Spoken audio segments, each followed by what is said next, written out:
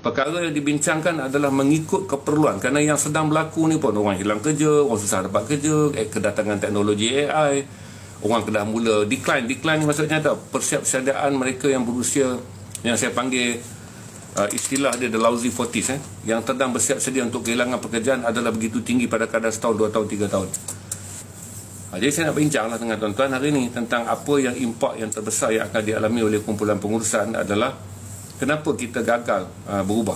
Pekerjaan ni kita nak ubah, tapi kenapa kita gagal. Maka saya ambil beberapa kes yang mana saya jelaskan pada tuan-tuan. Kemungkinan tuan-tuan berada dalam keadaan demikian kalau tuan-tuan bekerja, ataupun tuan-tuan sendiri adalah orang yang berada dalam keadaan demikian apabila saudara berniaga, ataupun saudara berada di mana-mana.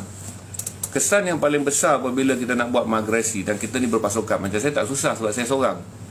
Saya nak maksudnya tahu saya ada tim lah, tapi keputusan membuat keputusan sebab saya tak ada pemegang saham, syarikat ni saya run sendiri. Jadi saya boleh buat lah ad hoc je. Ni kita pagi kita live rap, kita tukar main TikTok sekejap, nanti kita strengthen balik FB, kita tukar produk daripada jual produk orang pada produk sendiri, kita fokuskan kepada buku dalam konsep memberi naratif buku baru kepada perbukuan. Saya bilang tak ada masalah. Tapi 26 tahun saya bekerja dalam syarikat, 6 syarikat, 4 daripadanya tersenarai di bursa saham. Dan kemudian saya try jadi konsultan setahun, dan saya konsult 2-3 company besar.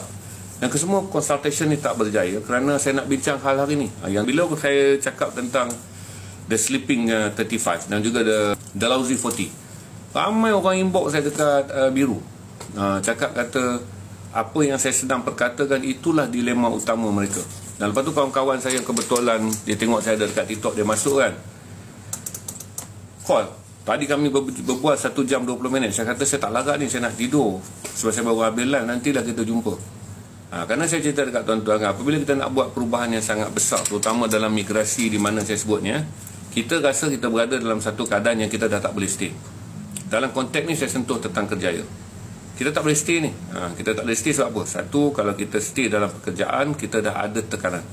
Kalau kita jadi management, tekanan kita apa? Bila kita manager, kita berada dalam keadaan VUCA, volatility. Kita sendiri sebagai bos pun dah mula rasa dah pandangan-pandangan kita terhadap cabaran pekerjaan ni tak boleh lagi tajam dan tak boleh lagi signifikan. Kita kena sedar itu kelemahan kita. Kita jadi manager, kita jadi senior manager, kita pimpin orang, jadi CEO lagi. Saya dah mula rasa dah bahawa ketajaman, kebolehan saya dan pengalaman saya 26 tahun dalam media tidak lagi berfungsi untuk memajukan syarikat. Kalau saya stay tu saya makan gaji buta ya. Saya rasa akan merasa bahawa saya pun rosakkan usia saya rosakkan masa saya. Tapi saya menyelamatkan kerjaya saya dengan gaji besar. Tapi saya fikir dalam hidup, kalau kita berpegang kepada setiap detik dan waktu kita bekerja kerana passion kita, kerana mission dan vision kita, gaji ni taklah menjadi perkara yang kita nakkan. Tuan-tuan selalu nampak benda ni berlaku kalau tuan-tuan bekerja kan, di mana perpindahan untuk melaksanakan pembaharuan dibagi pada yang junior. Lepas tu yang junior ni tak dapat sistem sokongan sebab manager, top manager ni semua masih lagi tak nak ubah. Sebab mereka katalah tuan-tuan bekerja dalam satu perniagaan tekstil. Okey, tekstil tuan-tuan ni buat keluar baju dalam jumlah yang banyak. Lepas tu tekstil tuan-tuan ni juga diminta jual kain Ella. Jadi tuan-tuan ada department. Satu department cari customer yang nak beli baju siap, lepas tu customer nak jual. Jadi tuan-tuan ni kilang lah, tuan-tuan buat baju jual kepada customer yang siap. Ataupun tuan-tuan cari kain Ella, jual pada kain Ella yang ni. Masalah sekarang ni adalah kerana saya kata bukan masalah customer dan kain Ella. Masalah demand kadar pakaian telah berubah, di mana penjualan pakaian secara online oleh pemain-pemain online ni merendahkan kos. Kerana pemain online ni dia sewa, dia macam ada satu rumah, dia ambil satu bilik besar, dia letak butik dia jual sendiri.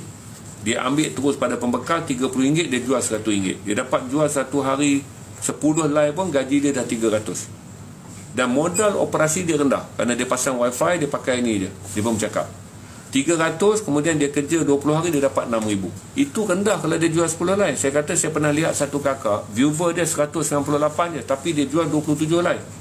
Viewer dia 198 je, akak tu jual baju daripada dalam bilik rumah dia, tapi dia buat cantik lah, dia buat lighting sikit kan, dia dapat jual. Jadi saya kata masalah yang paling besar, pasaran yang kamu kuasai dulunya secara besar kini telah dipecahkan oleh pasaran runcit. Dan pasaran runcit lebih mesra. Sebab apa? Seorang kakak yang meniaga pakaian di rumah, okey, kos dia rendah, lepas tu dia ada 198 yang tengok live dia. Dia boleh entertain tu satu persatu, nak color, nak apa.